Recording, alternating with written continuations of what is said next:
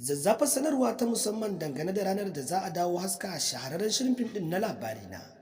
Sashi na 1 episode 1. Bayan kammala sashi na 14 episode 13 da aka yi.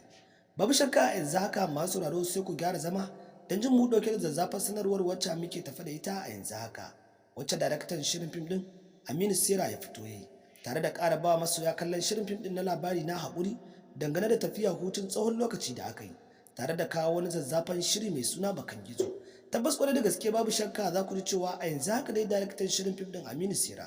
ya fito ya ƙara ba masoya kallon shirin fim din na Labarina haƙuri, tare da ƙara tunatar musu da ranar da za a dawo haska shahararren shirin fim din na Labarina don ci gaba da ganin yadda za ta kaya tsakanin Presdo da kuma wato Kilishi, bayan kasancewar irin yadda asirin Baba Dan Audu ya tono, wanda kowa ya san cewa tabbas Kilishi da Baba Dan Audu a yanzu haka fa suna tsare ne a hannun hukuma, bayan kasancewar irin yadda hukumar EFCC ta yi binciken gaskiya tare da tsananta bincike a kai da kuma gano gaskiya kan lamarin cewa dukkanin irin kuɗuɗɗukan da Dan Audu yake ci ba kuɗin shi bane, kuɗaɗen Kilishi ne. Haka zalika ita ma Kilishin ba halak malak ɗinta bane, a hannun mai martaba sarkin Gabas ta karɓo su.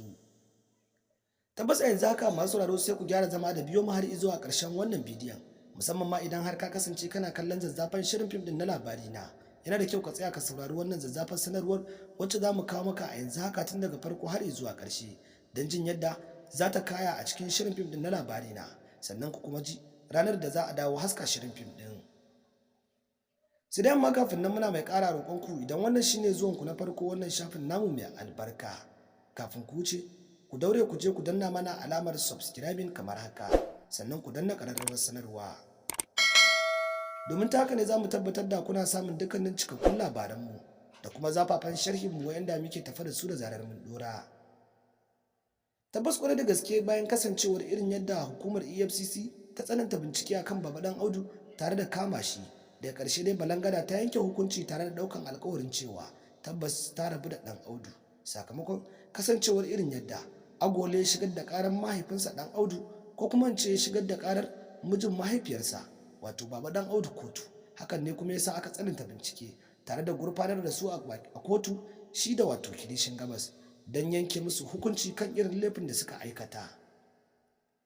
Daga ƙarshe da Baba Dan Audu ya so ya wanke kansa kan dukkan irin abubuwan da ke faruwa, kuma hakan ne ya bayyana wa alƙali cewa shi ba dukkanin abubuwan da ya aikata kwangila aka bashi, sannan kuma ba wasu kudaden kirki ya ci ba a cikin wannan kwangila. Hakan ne ma yasa ya bayyana wa ita kanta Kilishin Gabas din cewa dole sai ya tona mata asiri tunda har ta bashi wannan kwangila, bayan kasancewar irin yadda take so ya dauki ran dan karamin yaro kuma wanda ake so ya gaji sarautar garin Gabas baki daya. Tabbas kwarai da gaske Yarima Ahmad ya kasance shine yaro na fari wanda aka fara haifa a dangin mai martaba sarkin Gabas, kuma hakan ne yasa shi kanshi mai martaba sarkin Gabas din ya bayyana cewa shine nan zai gaji sarautar Gabas baki daya. Haka zalika duk wanda ya ji ya kawo wargi ko kuma wani magana ta banza akan Yarima Ahmad to babu makawa zai iya ɗaukar tsatsauran mataki a kansa.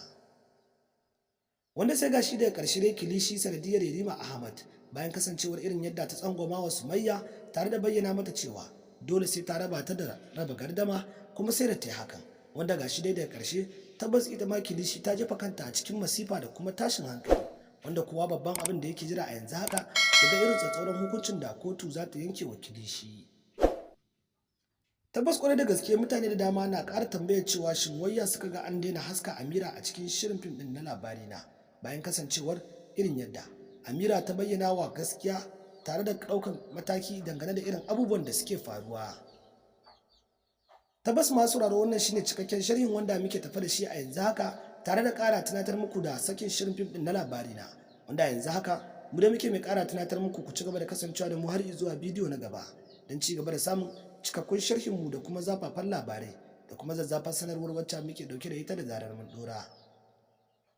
Mun gode da kasancewa da mu da kuke yi a koda yaushe a wannan shafin namu mai albarka na shirin Kannywood TV. Babu shakka masu sauraro ku ci gaba da bibiyar mu har zuwa bidiyo na gaba don ci gaba da samun cikakkun labaranmu da kuma kanin rahotannin wanda za mu ke ci gaba da kawowa da zarar mun dora.